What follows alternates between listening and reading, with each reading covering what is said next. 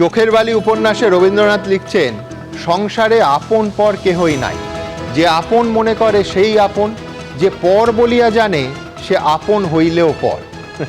এই আপন পরের ঠোকাঠুকি একেবারে ঢুকে পড়ল শটান মমতা বন্দ্যোপাধ্যায়ের রাজনৈতিক সংসারে। নেত্রীর আপন জনেদের কাছে খোদ ভাইপো অভিষেক বন্দ্যোপাধ্যায় যে এখন চোখের বালি, সেটা আজ পরিষ্কার বুঝিয়ে দিলেন কল্যাণ বন্দ্যোপাধ্যায়। সেই নিয়েই প্রথম প্রশ্ন। হাইকোর্টের গুঁতো খেয়ে যেতে হলো সিআইডির কাছে। একই দিনে তার সমস্ত মামলা ছেড়ে দিলেন কল্যাণ বন্দ্যোপাধ্যায়। একদিকে চেপে বসছে তদন্তের ফাঁস, অন্যদিকে পাশ থেকে দলের হেভিওয়েট সাংসদ আইনজীবী সরে যাওয়া। সই জালিয়াতি কাণ্ডে বড় সংকটে পড়তে চলেছেন অভিষেক। দ্বিতীয় প্রশ্ন, রক্তের সম্পর্কের ভাইপো নাকি দলের অনুগত কর্মী, যে কোনো একজনকে বাঁচতে হবে। মমতা বন্দ্যোপাধ্যায়কে আলটিমেটাম দিয়ে একেবারে বিদ্রোহী স্বয়ং কল্যাণ বন্দ্যোপাধ্যায়। পরিবারের লোক নাকি দুঃসময়ের সঙ্গী, শেষমেশ কাকে বেছে নেবেন তৃণমূল নেত্রী? তৃতীয় প্রশ্ন, ওর ঔদ্ধত্য আর খারাপ ব্যবহারই পার্টিকে ধ্বংস করেছে, ওর জন্যই সবাইকে চোর স্লোগান শুনতে হচ্ছে। অভিষেককে নিয়ে বিস্ফোরক শ্রীরামপুরের সাংসদ। এর আগেও মুখ খুলেছেন একাধিক নেতা। তার ফেসবুক লাইভে কি এটা নিয়ে মুখ খুলবেন মমতা বন্দ্যোপাধ্যায়? চতুর্থ প্রশ্ন, অভিষেক বন্দ্যোপাধ্যায় বিধায়কদের সই জালের মূল চক্রী। আসল রেজলিউশন বুক আছে অভিষেকের কাছেই। গ্রেফতার করতে চেয়ে হাইকোর্টে জোরালো সওয়াল সিআইডি। সমন এসছে ত্রিপুরার আদালত থেকেও। অন্যদিকে ঝুলছে কেন্দ্রীয় এজেন্সির একাধিক মামলা। নিস্তার পাবেন অভিষেক? পঞ্চম প্রশ্ন থাকবে, মুখ্যমন্ত্রী শুভেন্দু অধিকারী যা বলবেন তাই করব। রাজ্যসভার সাংসদ পদে ইস্তফা দিয়ে বললেন তৃণমূলের প্রকাশ চিকবরাইক। লোকসভায় খান খান দল, রাজ্যসভাতেও পরপর ভাঙন।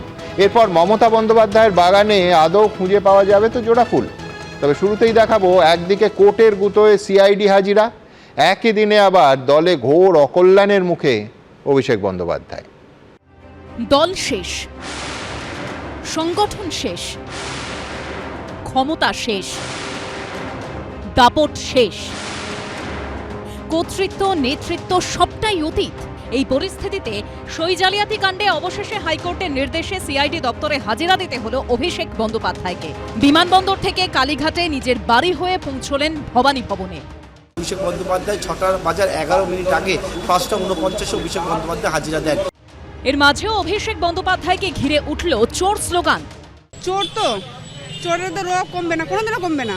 আমি থাকি দিল্লিতে, শুধু চোর ভাইপোকে ডিম ছোড়ার জন্য এসেছি। রাইট। এই মামলার তদন্তে 1 জুন, 8 জুন, 9 জুন তিনবার অভিষেক বন্দ্যোপাধ্যায়কে হাজিরার নোটিশ দিয়েছে সিআইডি, কিন্তু একবারও হাজিরা দেননি তিনি, বরং রক্ষা কবচ চেয়ে দ্বারস্থ হন হাইকোর্টের। বৃহস্পতিবার বিচারপতি কৌশিক চন্দ স্পষ্ট জানিয়ে দেন, তদন্তে সহযোগিতা করলে তবেই অভিষেক বন্দ্যোপাধ্যায়কে রক্ষা কবচ দেওয়া হবে। সন্ধে 6টার মধ্যে তাকে ভবানী ভবনে হাজিরার নির্দেশ দেয় হাইকোর্ট। বৃহস্পতিবার বিকেল 4:17 দিল্লি থেকে কলকাতা বিমানবন্দরে পৌঁছন অভিষেক বন্দ্যোপাধ্যায়। ব্যারিকেড করে একটি সেফ প্যাসেজ করার চেষ্টা করে পুলিশের পক্ষ থেকে তাকে সেফলি সিকিউর করে গাড়িতে তুলে দেওয়া হয়, যদিও সাংবাদিকদের কোনো প্রশ্নের উত্তর তিনি দেননি, যদিও তার দিকে চোর স্লোগানও ছুড়ে দিয়ে হচ্ছিল বিভিন্ন জায়গা থেকে। এরপর বাড়িতে পৌঁছন অভিষেক বন্দ্যোপাধ্যায়। সেখান থেকে রওনা হন ভবানী ভবনের উদ্দেশ্যে। 5:49 ভবানী ভবনে ঢোকেন অভিষেক বন্দ্যোপাধ্যায়। কোনো পলিটিশিয়ানের অহংকার থাকা উচিত না। যারা অহংকার থাকবে, ভবিষ্যতেও যদি অহংকার থাকে, অভিষেক বন্দ্যোপাধ্যায় চোর চোর বলবে, ডিম খাবে, লোকে কাদা গোবর ছুড়বে। বিধায়কদের সই জাল করা হয়েছে, খাতা খুলতে শুরু করলো। এই খাতা যদি চলতে থাকে এটা অনেক দূর পর্যন্ত পৌঁছবে। একে তো সই জালিয়াতি কাণ্ডে মুখ পুড়েছে, তার উপর হঠাৎ করে আইনজীবী পরিবর্তন করে কল্যাণ বন্দ্যোপাধ্যায়ের ক্ষোভের মুখে পড়লেন অভিষেক বন্দ্যোপাধ্যায়। হারের জন্য তো ওই তো সবচেয়ে বেশি রেসপন্সিবল। লোকে কি বলছে? আমার মতো সৎ রাজনীতিবিদ কজন আছে আমি বলছি তোমাকে, ক্লেম করছি আমি, কিন্তু আমাকেও তো চোর চোর শুনতে হচ্ছে ওর জন্য। 2022-এই তো আমি বলেছিলাম যে একে হবে না, এর দ্বারা দল থাকবে না। দীর্ঘক্ষণ অভিষেক বন্দ্যোপাধ্যায়কে জিজ্ঞাসাবাদ করে সিআইডি। ঝিলম করঞ্জাই, ঐশী মুখোপাধ্যায় ও পার্থপ্রতিম ঘোষের রিপোর্ট, এবিপি আনন্দ। দেখুন, ভোটে হারের পর তৃণমূলের এই ভাঙন যখন শুরু হলো, রাজ্যে আর দিল্লিতে একে একে নেতা নেত্রীরা যখন ডুবন্ত জাহাজ থেকে ঝাঁপ দেওয়া শুরু করলেন, বিধানসভা, লোকসভা, রাজ্যসভায় তৃণমূল ক্রমশ সংখ্যার বিচারে সংখ্যালঘু হলো, তখন বলতাম একে একে নিভিছে দেউটি। তারপরও যে হাতে গোনা কয়েকজন কালীঘাটের আদি তৃণমূলের হয়ে ব্যাট করে যাচ্ছিলেন, তাদের বলেছিলাম শিবরাত্রির সলতে। কিন্তু আজ তো দেখছি সেই শিবরাত্রির সলতেও কার্যত নিভু নিভু। আজ কল্যাণ বন্দ্যোপাধ্যায় যখন আঙুল তুলে চ্যালেঞ্জ করলেন, দিদি যদি অভিষেককে নিয়ে চলতে থাকে তাহলে আমার পক্ষে দিদির পাশে থাকা সম্ভব নয়। রক্তের সম্পর্কের ভাইপো নাকি অনুগত কর্মী, যে কোনো একজনকে বাঁচতে হবে দিদিকে। কে বলছেন? কল্যাণ বন্দ্যোপাধ্যায়। অর্থাৎ এক বন্দ্যোপাধ্যায় মমতা বন্দ্যোপাধ্যায়কে বাঁচতে হবে, দুই বন্দ্যোপাধ্যায়ের মধ্যে একজনকে, কল্যাণ বন্দ্যোপাধ্যায় নাকি অভিষেক বন্দ্যোপাধ্যায়। হাসছি এই জন্য যে এখনো পর্যন্ত পিসি মমতা বন্দ্যোপাধ্যায় ভাইপোকেই বাঁচছেন, এটা প্রায় স্পষ্ট। কিন্তু আমি এই অনুষ্ঠানের শুরুতে বলবো, পার্টির মধ্যে হাতে গোনা যে কজন এর আগেও অভিষেক বন্দ্যোপাধ্যায়ের নেতৃত্বকে সরাসরি চ্যালেঞ্জ ছুঁড়ে দিয়েছিলেন, তাদের মধ্যে নিঃসন্দেহে কল্যাণ বন্দ্যোপাধ্যায়ের নাম সবার ওপরে থাকবে। 2022 সালের 13ই জানুয়ারি এই কল্যাণ বন্দ্যোপাধ্যায় বলেছিলেন যে মমতা বন্দ্যোপাধ্যায় ছাড়া আর কাউকে আমি নেতা বলে মানি না। দেখুন কি বলেছিলেন কল্যাণ বন্দ্যোপাধ্যায়। মমতা বন্দ্যোপাধ্যায় ছাড়া আমি কাউকে নেতা বলে মানি না। সাংগঠনিক জায়গায় যে যাকে যাকে ইচ্ছে বসাতে পারে, আমার নেত্রী কিন্তু মমতা বন্দ্যোপাধ্যায়। কল্যাণ বন্দ্যোপাধ্যায় বলেছিলেন ত্রিপুরা আর গোয়াতে সরকার তৈরি করে দেখাক অভিষেক বন্দ্যোপাধ্যায়, তারপর নেতা মানব। একেবারে স্পষ্ট ভাষায় দেখুন। তো এসছেন রাজনীতিতে 2011-তে মমতা বন্দ্যোপাধ্যায় বাংলায় মুখ্যমন্ত্রী হওয়ার পর। ত্রিপুরা আর গোয়া মেনে এনে দাও, জিতিয়ে দাও, মুখ্যমন্ত্রী করে দাও, অভিষেক বন্দ্যোপাধ্যায়কে নেতা বলে মেনে নেব। আর নাম না করে যে কতবার অভিষেক বন্দ্যোপাধ্যায়কে কটাক্ষ করেছেন কল্যাণ বন্দ্যোপাধ্যায়, তার কয়েকশো সাক্ষ্য রাখা আছে এবিপি আনন্দের আর্কাইভে। এবার দেখাবো 2023 সালের 11ই ডিসেম্বর কি বলেছিলেন কল্যাণ বন্দ্যোপাধ্যায়। রাজনীতিতে নিঃসন্দেহে ম্যাচুরিটি দরকার আছে। তুমি যদি বলো যে না চলবে না, তাহলে ম্যাচিওর লোক থাকবে না, থাকবে না। আমাদের এটাও মনে রাখতে হবে যে ভাইপো অভিষেক বন্দ্যোপাধ্যায়কে যখন পিসি মমতা বন্দ্যোপাধ্যায় তৃণমূলের লোকসভার দলনেতার চেয়ারে বসিয়ে দিয়েছিলেন, সেই দিনই এবিপি আনন্দে একটা বিস্ফোরক ফোন ইন দিয়ে তৃণমূলের লোকসভার চিফ হুইপের পদ থেকে ইস্তফা দিয়েছিলেন কল্যাণ বন্দ্যোপাধ্যায়। দেখুন, আজ মধ্যরাত থেকে ওয়ার্ল্ড কাপ ফুটবল শুরু হচ্ছে। সেই মেজাজে বলবো যে সব মিলিয়ে কল্যাণ বন্দ্যোপাধ্যায়ের এই বিদ্রোহ মমতা বন্দ্যোপাধ্যায়ের শেষ লাইন অফ ডিফেন্সটাকেও কি ভেঙে চুরমার করে দিল? বিশ্বনাথ চক্রবর্তী কি বলেন? সুমনদা, আক্ষরিক অর্থেই মমতা বন্দ্যোপাধ্যায় শেষ ডিফেন্স দিচ্ছিলেন। একদিকে কল্যাণ বন্দ্যোপাধ্যায়, আরেকদিকে কুণাল ঘোষ।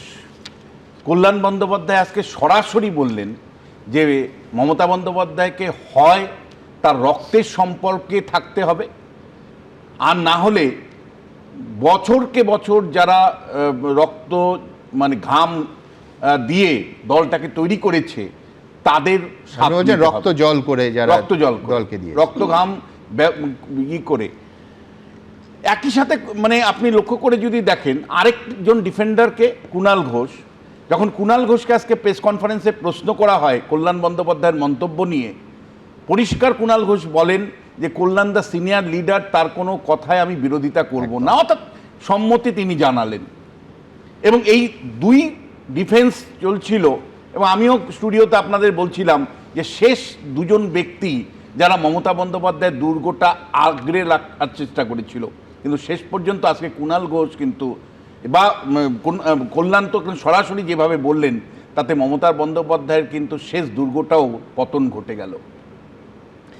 আমি আপনাকে খুব পরিষ্কার করে বলতে চাই যে মমতা বন্দ্যোপাধ্যায় অন্ধ ধৃতরাষ্ট্রের মতন বছরকে বছর অভিষেক বন্দ্যোপাধ্যায়কে প্রশ্রয় দিয়েছেন এবং অন্যায় প্রশ্রয় দিনের পর দিয়েছেন। আজকে মমতা বন্দ্যোপাধ্যায়কে এই ছবিটা দেখতে হতো না যে শুভেন্দু অধিকারী বিজেপির সভাপতি, মানে বিজেপির চিফ মিনিস্টার, মুখ্যমন্ত্রী। শুভেন্দু অধিকারী প্রথম ব্যক্তি ছিলেন তৃণমূল কংগ্রেসের যিনি যে কায়দায় অভিষেক বন্দ্যোপাধ্যায়কে মমতা বন্দ্যোপাধ্যায় দলে এনেছিলেন এবং শুভেন্দু অধিকারীকে সাইফার করেছিলেন, তার বিরুদ্ধে উনি প্রতিবাদ করেছিলেন। দলের মধ্যে প্রতিবাদ করাতে দিনের পর দিন অভিষেকের উত্থান ঘটেছে আর শুভেন্দু অধিকারীকে কে সাইডলাইন করা হয়েছে বা মার্জিনে নিয়ে যাওয়া হয়েছে।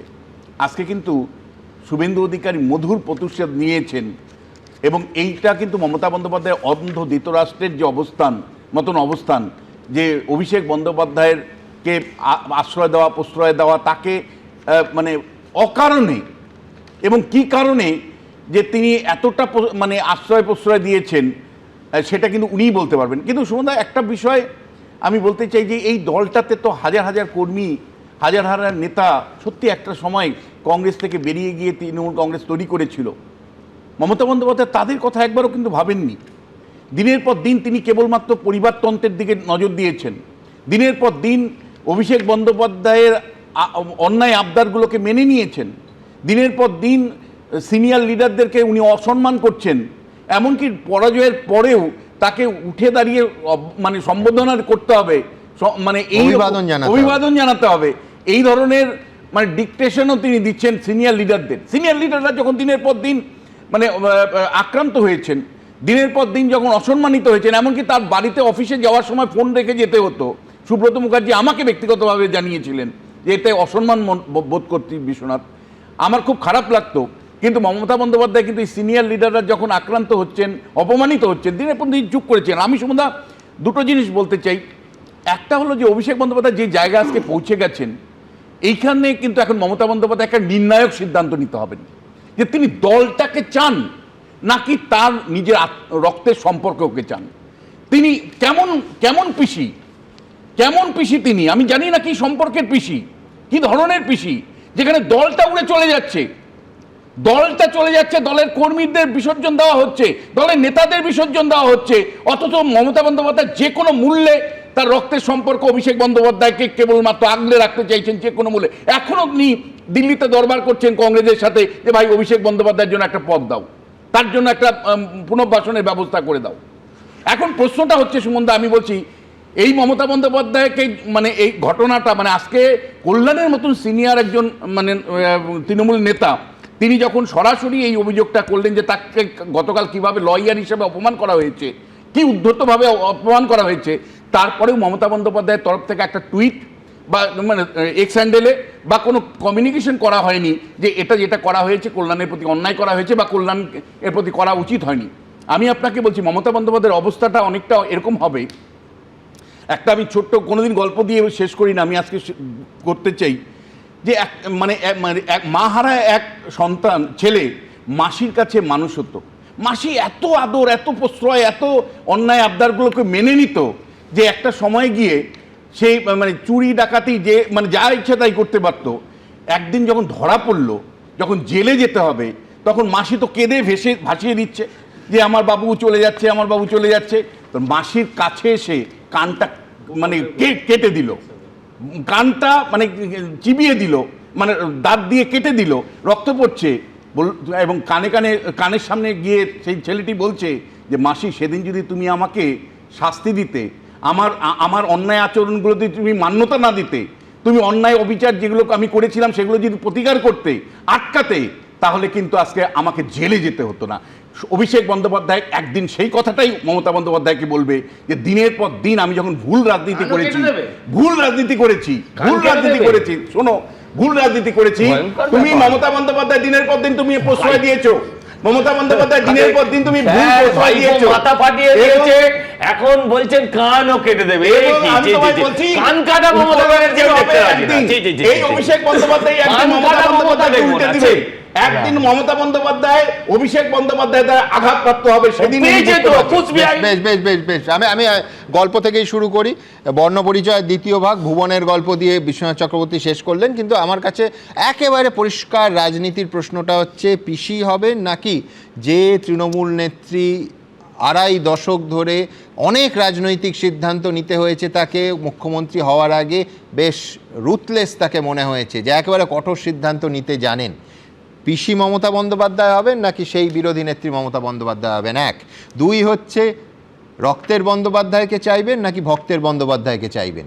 এই ধরনের অনেক কাব্যি, অনেক জার্গন করা যায়, কিন্তু সেটা আমি আপাতত মুলতুবি রেখে কুণাল ঘোষের অংশেও আমি আজকে যা বলেছেন দেখাবো এবং তার আলোচনায় আসব। আমি এই মুহূর্তে এই অনুষ্ঠানে সরাসরি তার সঙ্গে কথা বলবো। আমরা যখন সাংবাদিকতা এসেছি তিনি তখন প্রতিষ্ঠিত কংগ্রেস নেতা, তারপর তৃণমূলে আসেন, এ রাজ্যের মন্ত্রীও হয়েছিলেন, এবং তাকে একটা বিষয়ে আমি কৃতিত্ব দেব, সেটা হচ্ছে ভোটের ফল বেরোনোর পর প্রথম তিনি বলেছিলেন যে অভিষেক বন্দ্যোপাধ্যায় দলটাকে তিলে তিলে শেষ করে দিল, অন ক্যামেরা বলেছিলেন, এবং তার বক্তব্যে তিনি একেবারে স্টিক করেছিলেন। আমি সরাসরি কথা বলবো মালদা থেকে কৃষ্ণেন্দু নারায়ণ চৌধুরীর সঙ্গে।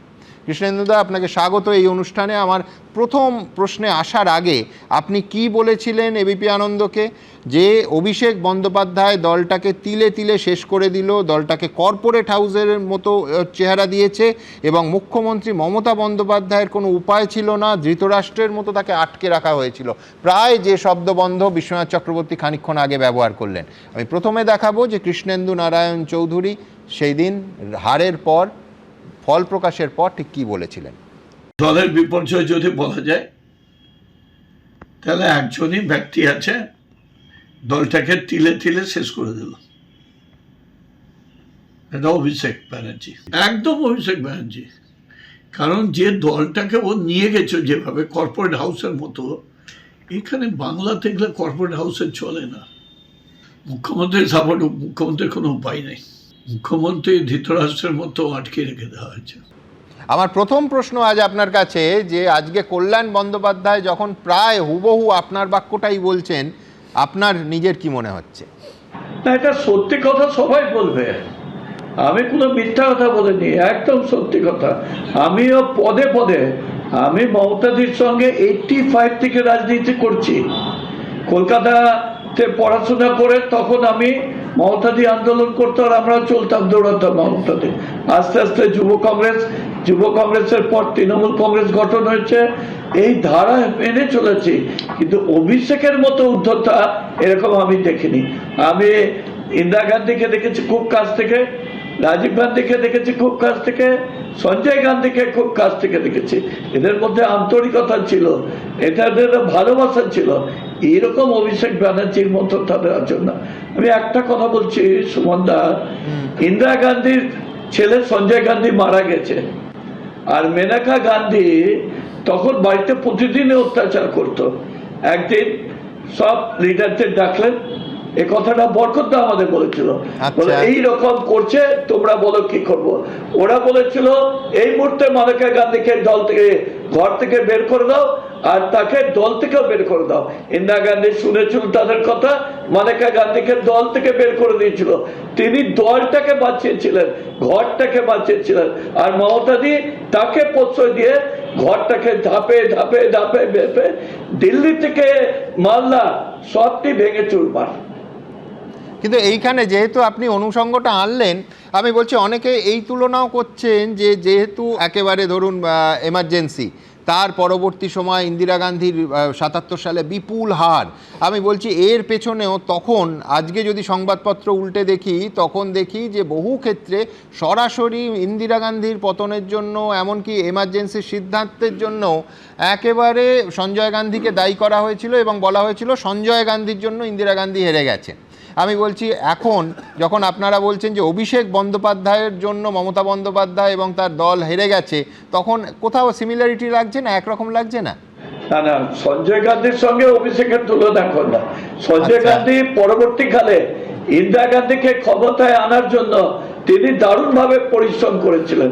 সে আসাম থেকে নিয়ে একদম সাউথ বেঙ্গল পর্যন্ত সঞ্জয় গান্ধী গার্ড করছে। উনি তো বাড়ি থেকে বেরোচ্ছেন না, ভয়ে লুকিয়ে থাকছেন, নিজের বাড়ি ছেড়ে মমতাদির বাড়িতে ঢুকে গেছে। সে আবার দলকে কি করে উজ্জীবিত করবে? গায়ের মুখে থুতু দিচ্ছে, পাটকেল মারছে, তার জবাব দেওয়ার কেউ নেই। কোথায় জাহাঙ্গীররা কোথায় থাকতো তার কাছে?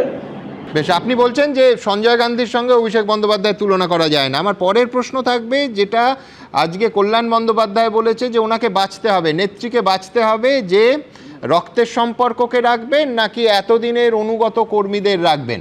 সেটা নিজের ক্ষেত্রে বলেছেন, কিন্তু আপনার কি মনে হয় সার্বিক ক্ষেত্রে এই ফাইনাল কল নেওয়ার সময় এসেছে মমতা বন্দ্যোপাধ্যায়?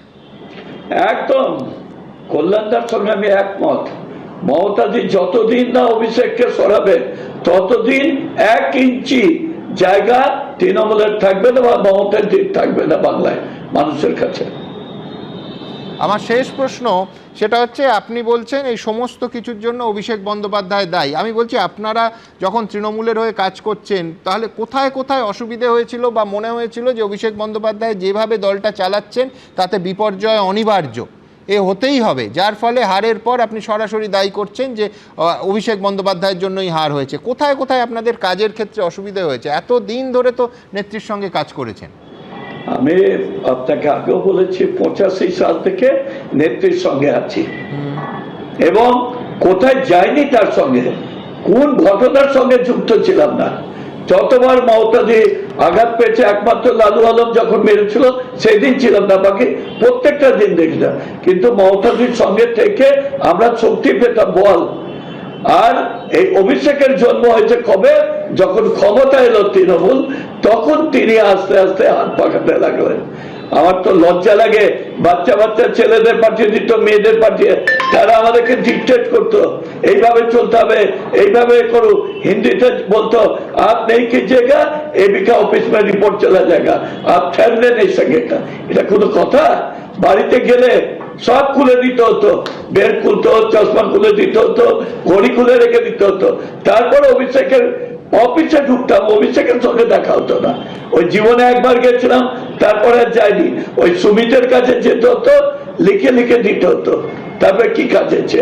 এই তো ছিল আমাদের কাজ। আর আমরা আগে মমতাদির বাড়িতে ঢুকতাম, আগে আমাদের প্রণবদার বাড়িতে ঢুকতাম, বরকতদার বাড়িতে ঢুকতাম, প্রিয়দার বাড়িতে ঢুকতাম, আরো বড় বড় নেতা। দিল্লিতে গেছি, অ্যাপয়েন্টমেন্ট চেয়েছি, চলে গেছি। আমরা ইন্দিরাজির কাছে যেতে পেরেছি, মনমোহন সিং এর কাছে যেতে পেরেছি, অনেক বড় বড় নেতাদের কাছে দিচ্ছি। আর এখানে গন্ডি পাওয়া খুব মুশকিল। একটা হচ্ছে ক্যাবাক স্ট্রিট, ওখান থেকে কিছু বাচ্চা ছেলে আছে, তারা ফোন করে করে ট্রেড করতো আমাদেরকে। আমার মতো এরকম অসংখ্য লিডাররা প্রতি মুহূর্তে ধাক্কা খেয়েছে। যারা কাজ করছে এই 74 জন এমএলএ কে বাদ করে দিল, তাদেরকে সিট দিল না। কি রেজাল্ট হলো? যাদেরকে দিল উনি পয়সার বিনিময় দিয়েছে। আই প্যাকেট কোথায়? প্রতীক জৈন, প্রতীক জৈন তো 1 সপ্তাহ আগে ভেঙে গেছে। মালদায় যারা ছিল সবাই ভেঙে গেছে, গোয়ার হারলো। হ্যাঁ, খুব ইন্টারেস্টিং। আপনি বলছেন যে আপনারা তল্লাশি ছাড়া ঢুকতে পারতেন না ক্যামাক স্ট্রিটে, আর সেখানে এখন তল্লাশি করতে সিআইডি ঢুকছে। আপনি বলছেন 2011-র পরে, অর্থাৎ অভিষেক বন্দ্যোপাধ্যায় সুখের পায়রা। কিন্তু একটা বক্তব্য আপনি হারের পরেও বলেছেন যে ধৃতরাষ্ট্রের মতো মমতা বন্দ্যোপাধ্যায়কে আটকে রাখা হয়েছিল। এইটা কেন বলছেন? হ্যাঁ, আমরা মমতাদিকে বলেছি অনেকবার, দিদি এই ঘটনা ঘটছে, দিদি এই হয়েছে। দিদিকে মেসেজও করতাম আমি, কিন্তু দিদি কোনো উত্তর দিতেন না। হ্যাঁ ঠিক আছে, ভালো করে কাজ করো, আমরা আছি, চিন্তা কেন করছো, এই ধরনের। আর ওর দাপট দেখতেই আছি আমরা। ওর তো চুরের কথা, ওর যে মানে অফিসে যে কর্মচারীগুলো, আমার বাড়ির লোকরা এইভাবে ব্যবহার করে না ওর সঙ্গে, যেভাবে করতে হবে। অনেক ধন্যবাদ কৃষ্ণেন্দু দা, সরাসরি এত খোলামেলাভাবে আমাদের সঙ্গে কথা বলার জন্য। আমি পরিষ্কার এইখান থেকে আপনাদের সামনে যে প্রতিবেদনটা রাখবো, সেটা একদিকে কল্যাণ বন্দ্যোপাধ্যায়ের বক্তব্য আর যেরম আছে সেরম, পাশাপাশি আজকে হাইকোর্টে দাঁড়িয়ে সিআইডি এই সই জালিয়াতি কাণ্ডে মূল চক্রী বলল অভিষেক বন্দ্যোপাধ্যায়কে। দেখুন। দিন ভালো যাচ্ছে না, সময় অত্যন্ত খারাপ, চারদিক থেকে চাপ, সামাসী আক্রমণ, তাও আবার ঘরে বাইরে, সংকটের মুখে রাজনৈতিক জীবন। এইরকম একটা অ্যারোগেন্ট অ্যাটিটিউডের জন্য আমি করব না। হি ক্যানট বি মাই বস। বৃহস্পতিবার অবশেষে সিআইডির কাছে হাজিরা দিলেন অভিষেক বন্দ্যোপাধ্যায়। অভিষেক বন্দ্যোপাধ্যায়কে খুব সম্ভবত ভবানী ভবনের যে গেটের সামনে গাড়ি ঢুকবে কিনা সে বিষয়ে গেট খোলা হলো। ভবানী ভবনের অভিষেক বন্দ্যোপাধ্যায়ের গাড়ি প্রবেশ করছে এই মুহূর্তে ঘড়ির কাঁটায় 5:49 বাজে। বারবার 3বার সিআইডির তলব এড়ালেও শেষ অবধি কলকাতা হাইকোর্টের নির্দেশে সই জালিয়াতি কাণ্ডে তাকে হাজিরা দিতেই হলো। তৃণমূলে ভাঙনের শুরুটাই হয়েছিল সই জালিয়াতি কাণ্ডের সূত্র ধরে, যার তদন্ত শুরু করে সিআইডি। কিন্তু তারা বারবার তলব করলেও নানা অজুহাতে হাজিরা এড়িয়ে গেছেন অভিষেক বন্দ্যোপাধ্যায়। এই মামলায় রক্ষা কবচে কলকাতা হাইকোর্টে দ্বারস্থ হন তিনি। বৃহস্পতিবার বিচারপতি কৌশিক চন্দ্র এজলাসে মামলার শুনানি ছিল। সিআইডির তরফে সওয়ালে বলা হয়, সই জালে অপরাধ করেছেন অভিষেক বন্দ্যোপাধ্যায়। তাকে গ্রেফতার করে হেফাজতে নিয়ে জিজ্ঞাসাবাদ করা প্রয়োজন। গ্রেফতার না করলে সত্যিটা সামনে আসবে না। হেফাজতে নিলে তবেই জানা যাবে যে কারা যুক্ত আছেন, কারা কারা জাল সই করেছেন। অভিষেক বন্দ্যোপাধ্যায় এখন আর সাক্ষী নন, তিনি অভিযুক্ত। বিচারপতি কৌশিক চন্দ্র বলেন, তদন্তে সহযোগিতা করলে তবেই রক্ষা কবচ দেব। অভিষেকের আইনজীবী তখন বলেন, তার মক্কেল তদন্তে সহযোগিতা করতে প্রস্তুত, যখন ডাকা হবে তখনই যাবেন। সকাল 10টা থেকে রাত 10টা পর্যন্ত তদন্ত চললেও যাবেন। সিআইডির আইনজীবী তার সওয়ালে বলেন, অভিষেক বন্দ্যোপাধ্যায় নিজের তালিকার ফটোকপি করে বিধানসভার অধ্যক্ষকে পাঠিয়েছিলেন, ফলে আসল রেজলিউশন বুক তার কাছেই আছে। এই মামলায় নতুন ধারা যুক্ত হয়েছে। আসল রেজলিউশন বুক না পেলে ফরেনসিক পরীক্ষা কিভাবে হবে? তদন্ত থমকে আছে। বিচারপতি চন্দ্র তখন প্রশ্ন করেন, রেজলিউশন বুক কিভাবে উদ্ধার করবেন? থার্ড ডিগ্রি প্রয়োগ করবেন? এরপরে বিচারপতি কৌশিক চন্দ্র নির্দেশ দেন, বৃহস্পতিবারই সন্ধ্যে 6টার মধ্যে হাজিরা দিতে হবে অভিষেক বন্দ্যোপাধ্যায়কে। আগামী 3 সপ্তাহের জন্য তাকে গ্রেফতার করা যাবে না। এরপরই দিল্লি থেকে ফিরে হাইকোর্টের নির্দিষ্ট করার সময় সিআইডির কাছে হাজির হন অভিষেক বন্দ্যোপাধ্যায়। তদন্তে সহযোগিতা করা উচিত, কারণ যেভাবে একের পর এক দুর্নীতি সামনে এসেছে এবং যেভাবে দেখা যাচ্ছে দলটা পুরো মানে ইতিহাসে হয়নি যে 1 মাসের মধ্যে দলটাই উবে গেল। তো যে ধরনের দুর্নীতি আছে উনি ইগনোর করছেন কেন, অ্যাভয়েড করছেন কেন সবকিছু? ওনার আসা উচিত, তদন্তে সহযোগিতা করা উচিত। কিন্তু হাইকোর্টে অভিষেক বন্দ্যোপাধ্যায়ের হয়ে কে দাঁড়াবেন তা নিয়ে বৃহস্পতিবার সকাল থেকেই শুরু হয় বিতর্ক, সংঘাত। কড়া আক্রমণ করেন তৃণমূলের 4 বারের সাংসদ ও আইনজীবী কল্যাণ বন্দ্যোপাধ্যায়।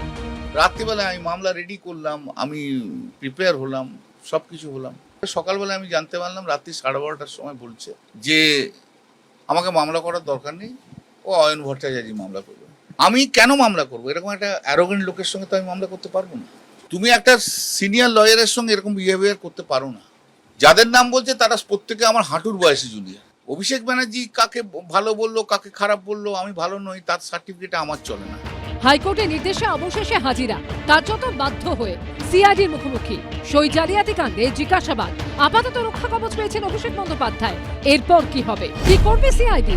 সৌভিক মজুমদার, অর্ণব মুখোপাধ্যায় ও পার্থপ্রতিম ঘোষের রিপোর্ট, এবিপি আনন্দ। এবার একটা ব্যক্তিগত অনুষঙ্গ বলি।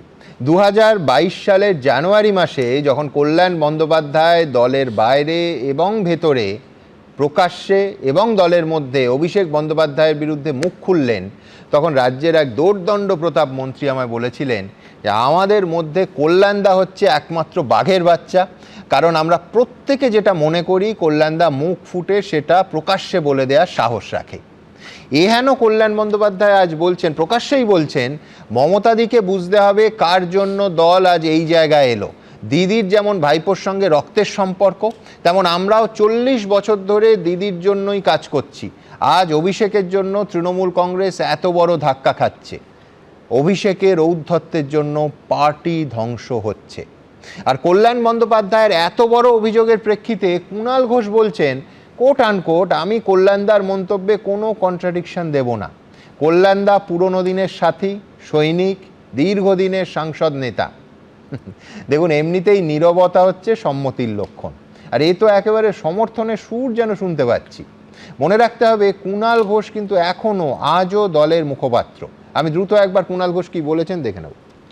কল্যাণ বন্দ্যোপাধ্যায় তিনি মমতা বন্দ্যোপাধ্যায়ের অত্যন্ত পুরনো দিনের সাথী, সৈনিক এবং দীর্ঘদিনের তৃণমূল কংগ্রেসের নেতা, তৃণমূল কংগ্রেসের সাংসদ, আইনজীবী। ফলে তিনি আইনজীবী হিসেবে কোন বিষয়টা তার হয়তো মনে লেগেছে বা তিনি আহত হয়েছেন, সেখানে তিনি কি প্রতিক্রিয়া দিচ্ছেন তার উপর দাঁড়িয়ে আমি কোনো মন্তব্য করব না। এরমও হতে পারে পরবর্তীকালে আলোচনার মাধ্যমে এই বিষয়টা নিশ্চয়ই তিনিও প্রেক্ষিতটা হয়তো আলোচনার মাধ্যমে বুঝবেন। কিন্তু কল্যাণদা যে মন্তব্য করেছেন বা যে অবস্থান নিয়েছেন, সে ব্যাপারে একজন আইনজীবী কী করবেন এ ব্যাপারে কোনো মন্তব্য করার এখতিয়ার আমার নেই। আমি কল্যাণ বন্দ্যোপাধ্যায়ের মন্তব্যের কোনো কন্ট্রাডিকশন এখন দেব না। কল্যাণ বন্দ্যোপাধ্যায় তিনি সিনিয়র নেতা, কোনো একটি বিষয়ে তিনি ক্ষুব্ধ, তিনি কোনো একটি মন্তব্য করেছেন এবং সেখানে আমি কোনো মন্তব্য এই মুহূর্তে করব না। কুণাল ঘোষ কি বললেন আপনারা শুনলেন, এবার আমরা শুনবো অনির্বাণ কি বলছে। ঘটনাচক্রে 3 বন্দ্যোপাধ্যায়ের মধ্যেকার বিষয়ে আমি চতুর্থ বন্দ্যোপাধ্যায়। এখানে কার্যত শ্যাম রাখি না কুল রাখি অবস্থা হতে পারতো, কিন্তু সত্যি কথা দলের কথা যেহেতু বলতে এসেছি, আমি একটাই কথা বলতে পারি, কল্যাণদা আমাদের প্রফেশনে অত্যন্ত সিনিয়র একজন অ্যাডভোকেট এবং দলের অত্যন্ত পুরনো বহুদিনকার, মানে তার দেখানো পথেই বহু মানুষ তৃণমূল কংগ্রেসে তারা রাজনীতি করেছেন। আমি এটা আশা করতে পারি যে আজকে যে মান অভিমান আবেগের কারণে কিছু কথাবার্তা কল্যাণদা বলেছেন, আশা করতে পারি আগামী দিনে এই জিনিসটা থাকবে না, এটা মিটমাটটা হয়ে যাবে। কিন্তু এটা আমি বলছি অনির্বাণ মান অভিমান নয়, বলছেন এই নির্বাচনী ভরাডুবির জন্য অভিষেক বন্দ্যোপাধ্যায় দায়ী, তার জন্য চোর শুনছি, মানে এটা এরম নয় যে মান অভিমান খুব হালকা কথা হয়ে গেল। এটাও তো ঘটনা যে অভিষেক বন্দ্যোপাধ্যায়কে যখন সোনারপুরে গিয়ে বিজেপির আক্রমণের মুখে পড়তে হয়েছিল, পরদিন কল্যাণদাই কিন্তু এবং যখন সিআইডি মমতা বন্দ্যোপাধ্যায়ের উঠোনে পৌঁছে গেল, তখন ফ্লাইট সোজা এয়ারপোর্ট থেকে ডিরেক্ট ওখানে এসে তিনি রোখার চেষ্টা করেছেন। সেই কারণেই আমি আপনাকে বলছি যে আমার ধারণা কল্যাণদা আজকে আবেগের কারণে যাই রাগের কথা বলে থাকুন না কেন, এই মুহূর্তে যদি পুনরায় কোনো রকম অভিষেক বন্দ্যোপাধ্যায় হন, মমতা বন্দ্যোপাধ্যায় হন বা দলের ওপর কোনো আক্রমণ নেমে আসে, তিনি আবার তার ভূমিকা দিয়ে অবতীর্ণ হবেন, সেখানে তার কোনো রকম আজকেও অভিষেক বন্দ্যোপাধ্যায় ছাড়া অন্য মামলা আজকেও অ্যাপিয়ার করেছেন। আমরা বলছি না, মানে সশরীরে গিয়ে লড়ে নেওয়ার যে ব্যাপারটা, আমার ধারণা এক্ষুনিও যদি কোনো ঘটনা ঘটে কল্যাণদা সর্বাগ্রে গিয়ে সামনে থেকে কিন্তু তাদের নেতৃত্ব দেবেন। দ্বিতীয় কথা বলি, দেখুন অভিষেক বন্দ্যোপাধ্যায় আজকে কৃষ্ণেন্দু নারায়ণ চৌধুরী বলছেন বা বাকিরা যা বলছেন, আজকে ব্যাপারটা দাঁড়িয়ে গেছে যে সব ব্যাটাকে ছেড়ে বেড়ে ব্যাটাকে ধর। মানে যেহেতু ফলাফল খারাপ হয়েছে, যদিও সেই ফলাফল খারাপের নিয়ে আমার একটা আলাদা বক্তব্য আছে, আপনি জানেন, কিন্তু তা সত্ত্বেও এই যে সবাই মিলে একজন ব্যক্তিকে যে চেপে ধরছে, এটা কি খুব ঠিক হচ্ছে? মানে আমি একটু ভেবে দেখতে অনুরোধ করব যে সবার সব ঠিক, একমাত্র একটা ব্যক্তির ঘাড়ে চাপিয়ে দাও, এবং চাপিয়ে দেওয়া মাত্র আমরা সব একদম মানে আমাদের আর কোনো দায় রইল না। কোথাও গিয়ে কি মনে হয় এটা একটা অন্যায় করা হচ্ছে? আমি যদি ধরে নিই যে হ্যাঁ, অভিষেক বন্দ্যোপাধ্যায় নিশ্চিতভাবে সব দায়িত্ব নিয়ে কাজ করেছিলেন, 21 সালেও তিনি করেছিলেন।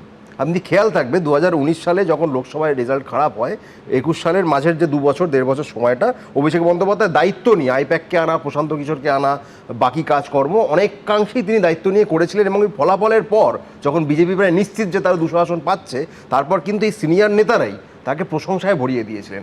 আজকে যেহেতু তাহলে কি বলছো, এখন যারা সমালোচনা করছেন তারা অকৃতজ্ঞ? আমি তাদের সমালোচনাটাকে ছোটও করছি না, আমি তাদেরকে অকৃতজ্ঞ বলছি না। এখন তো আয়দারের প্রশ্নে চলে গেছে। আমি সেই জায়গাটাই বলছি, আমার একটাই পয়েন্ট, আমাদের রাখুন নয় অভিষেককে রাখুন। এই যে সবাই মিলে একজনকে আক্রমণ করাটা, এটা কোথাও গিয়ে আমার মতে অন্যায় হচ্ছে। যদি দায় স্বীকার করতে হয় প্রত্যেকের করা উচিত। আমি অত্যন্ত ক্ষুদ্র ব্যক্তি, আমি দায় স্বীকার করতে হলে আমাকেও করতে হবে, কিন্তু আমি কখনোই এটা দিস ইজি ওয়ে আউট। মানে একা হচ্ছে, তুমি বলছো যে মমতা বন্দ্যোপাধ্যায়কেও আক্রমণ করা উচিত। যদি সার্বিকভাবে বলবো, দেখুন একটা দলের যদি ফলাফল খারাপ হয়, তাহলে দায় কি কম বেশি করে সবার নয়। একজনকে সিঙ্গেল আউট করা, তাকে সিঙ্গেল আউট করে সব কিছু তার ঘাড়ে চাপিয়ে দেওয়াটা অনেক ইজি ওয়ে আউট হয়ে যাচ্ছে। আজকে একজনকে ভিলেন বানিয়ে দিয়ে আমি তো কার্যত তাকে যে মানে অলরেডি ধরা যাক তিনি ডাউন, ধরা যাক যে ফল তার পক্ষে ফল নেই, তিনি সরকারে নেই, ক্ষমতায় নেই, এবার তাকে হিট করা তো সবচেয়ে সহজ কাজ। কিন্তু ধরো অন্য একটা ইন্টারেস্টিং পার্ট আছে, সেটা হচ্ছে ধরো যে কোনো নির্বাচনী বিপর্যয়ের পর সবসময় স্কেপগোট খোঁজা হয়, সবসময় একটা বলির পাঁঠা খোঁজা হয়। আমি বলছি আইপ্যাক এবং অভিষেক বন্দ্যোপাধ্যায় করেননি, যখন ধরো কলকাতা মানে পুরো এলাকাগুলো লোকসভায় খারাপ ফল করলো, সঙ্গে সঙ্গে কাদের ধরা হলো? পুরো বোর্ডের যারা কাউন্সিলর এবং নেতৃত্ব আছেন তারা ভালো কাজ করেন নাই। হতে পারে যে তখনও এই ক্ষোভ মমতা বন্দ্যোপাধ্যায় এবং অভিষেক বন্দ্যোপাধ্যায়ের বিরুদ্ধেই ছিল। আমি এই জন্য বলছি কে ঠিক কে ভুল আমি জানি না, কিন্তু আমার বক্তব্য যে কোনো নির্বাচনের পরে কিন্তু কাউকে একটা দায়িত্ব নিতে হয় বা দায়ী করা হয়। দেখুন দায়িত্বটা কোনো যদি এই সিঙ্গেল একজন পার্সন যা হয়েছে, সব ভুল ওর জন্য হয়েছে, সব খারাপ ওর জন্য হয়েছে, আমি গিয়ে বলছি কোথাও গিয়ে এটা আনজাস্টিফাইড হয়ে যাচ্ছে। সার্বিক সমালোচনা স্বাগত, কিন্তু একজনকে সিঙ্গেল আউট করে টার্গেট করাটা, এটা কোথাও গিয়ে আমি বলবো যে মানে ইভেন যারা সিনিয়র লিডার্স তাদের একটু রিথিঙ্ক করা উচিত যে এটা খুব ভালো প্রেসিডেন্স হচ্ছে কিনা। হ্যাঁ, আমার শুধু একটাই বক্তব্য আছে, যখন আমি বলছি সেটা নরেন্দ্র মোদী হতে পারেন, মমতা বন্দ্যোপাধ্যায় হতে পারেন, যে সবকটা আসনে আমি প্রার্থী, তখন সেই সবকটা আসনের বেশিরভাগ আসনে যদি হার হয়, তখন সেই আমি প্রার্থী বা একেবারে শীর্ষ নেতৃত্বকে মানুষ দায়ী করবেন না। যিনি বলছেন আমাকে দেখে ভোট দিন, তাকে দায়ী করবেন না। এক্ষেত্রে অভিষেক বন্দ্যোপাধ্যায় তাই হয়েছে। আপনি যে কথাটা বললেন, মমতা ব্যানার্জি সেটা বলেছিলেন, যদি এবার তৃণমূল গরিষ্ঠতা নিয়ে ক্ষমতায় আসতে, তাহলে ক্রেডিটটা মমতা ব্যানার্জির হতো। আচ্ছা, উল্টোটা বলুন, অনির্বাণের উদাহরণটা, যে 21-এর কৃতিত্বতা যদি অভিষেক বন্দ্যোপাধ্যায়ের হয়, তাহলে 26-এর পরাজয়ের ভরাডুবির দায়িত্বটাও অভিষেক বন্দ্যোপাধ্যায়ের, না, নয়তো ওটাও দলের সবার ছিল, এটাও সবার না। 21-এর ক্রেডিটের পর 26-এ হারের পরও তো যখন বয়োজ্যেষ্ঠ নেতারা আসছিলেন সেখানে উপস্থিত ছিলেন, অভিষেক ব্যানার্জিকে তাদেরকে উঠে দাঁড়িয়ে সম্মান জানানোর কথা বলা হয়েছিল। তো তাহলে অনির্বাণ যেটা বলছেন সেটা কি করে মেনে নেওয়া যাবে? মমতা ব্যানার্জি 294 কেন্দ্রে প্রার্থী, জিতলে ওনার ক্রেডিট, অভিষেক ব্যানার্জির ক্রেডিট 21 সালে হয়েছে। আর আপনার মনে আছে নজরুলদা, এই বাংলায় একটা নির্বাচনে বিপুল জয়ের পর হোর্ডিং পড়েছিল গোটা রাজ্যে এবং গোটা শহরে, গেম চেঞ্জার, সাদা সেই হোর্ডিং, এই দক্ষিণ কলকাতা ছেয়ে গেছিল। তো আমি যদি বলি যে আমি গেম চেঞ্জার, তাহলে পরাজয় হলেও তার দায়টা আমারই হবে। কিন্তু সেই পরাজয়ের পরও তাকে সম্মান জানাতে বলাতে হচ্ছে, তাহলে তাকে দোষ দেওয়া কেন হবে না?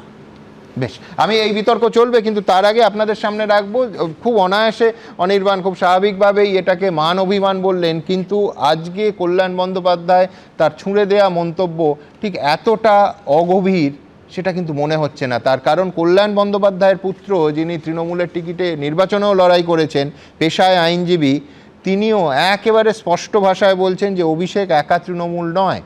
অর্থাৎ এই যে আজকে কল্যাণ বন্দ্যোপাধ্যায়ের আক্রমণ, তার আইনি পরিভাষায়, কল্যাণ বন্দ্যোপাধ্যায়ের পেশার পরিভাষাতেই বলবো, এটা কিন্তু আফটার থট। আগে চিন্তা ভাবনা করে তবে এই সিদ্ধান্তগুলোতে পিতা এবং পুত্র এসছেন বলেই আপাতভাবে মনে হচ্ছে, নিছক শ্যালো মান অভিমান নয়। দেখুন, আমাকে ডাস্টবিন হিসেবে ট্রিট করবে না। সকালবেলায় আমার ছেলে বললো, রাত্রি 12:30টায় জানিয়েছে আমাকে বাদ অয়ন ভট্টাচার্য করবে। অয়ন ভট্টাচার্য তো আমার জুনিয়রের জুনিয়র।